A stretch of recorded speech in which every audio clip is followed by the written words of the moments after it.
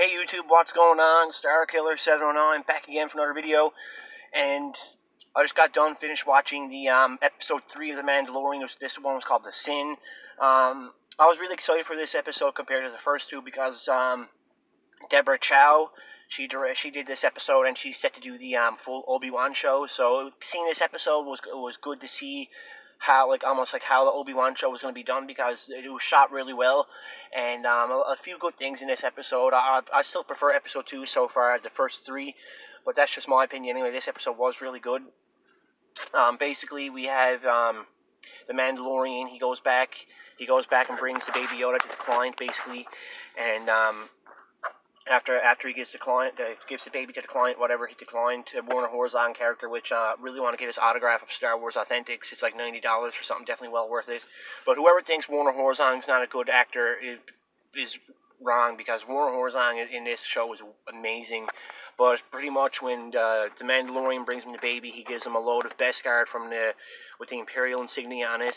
So what happens? He goes back to, I think it's one of the Mandalorians from Death Watch. I'm not 100% sure what the name of this Mandalorian girl is, one that puts the armor down, smelts it, whatever. But he brought all the Beskar to her, and it was a lot of Beskar. And a lot of other Mandalorians came up and tried to fight him. And for those Black Series fans, basically artillery version of Mandalorian, he's in all blue. He has a big Gatling gun type thing. He pretty much almost got in a fight with our main hero in the show, and the fight ended with two of them putting knives to each other. I thought was pretty cool. But after that, pretty much he goes to talk to Apollo Creed's character, Carl Weathers, pretty much, and the Mandalorian says how many people had the tracking fob, and pretty much everyone had the tracking fob. So what happens? He goes to leave. He goes to leave the planet, and one of the shifters on his ship, the ball on his gear shifter, was off. And he picked it up and reminded him of the little ball thing that the baby Yoda was in. So he put it back on, turned the ship off, and that's when all hell starts breaking loose. He breaks back in to the client's place with all these stormtroopers. A pretty cool scene when he uses his grappling hook, whatever, to reel him in, and he stabs him. I thought that was a really cool scene. And basically he's hiding around the whole Imperial compound trying not to be seen, and he ends up getting out alive. And he used this cool weapon. I'm not sure what the weapon was called, but it was on his wrist rocket, and he was guarded by 4 or 5, maybe 6 stormtroopers, and he pressed it, and all the rockets went all over the place and killed the stormtroopers. I thought that was pretty epic. And at the end, when he got the baby, when he's going back to his ship, all other guild members and bounty hunters, and including Carl Weathers, corner him and say, "Give us back the baby," pretty much. That's when all hell breaks loose. He jumps in his speeder, guns blazing. I thought it was a wicked scene. So I can't wait for the Obi-Wan show to see what Deborah Chow really does.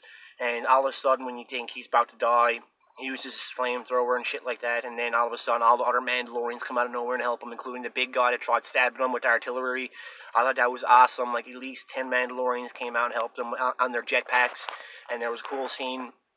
As he's leaving the planet, he says, "I gotta give you one of those," talking about the jetpack. But I love this episode. I really love The Mandalorian, and like I said, I was really excited to see what Deborah Chow brought to the table for this episode. Let me know what you guys think down below this episode. Were you a fan of it? Did you like episode 1 and 2 better? To me, I thought so far episode 2 was my favorite episode. That's just me. But this episode was really good, and I really like the canon references and all the lore about Mandalore and all the other characters and stuff like that. One thing I love about Dave Filoni and Jon Favreau, that there's a lot of lore in this show. That's one thing I love about it. And yeah, I thought this episode was good. It wasn't the best, but like I said, I really did enjoy it. Let me know what you guys think down below, and thank you guys once again for subscribing and watching, and thank you guys for making my videos a part of your day. Take care. Peace.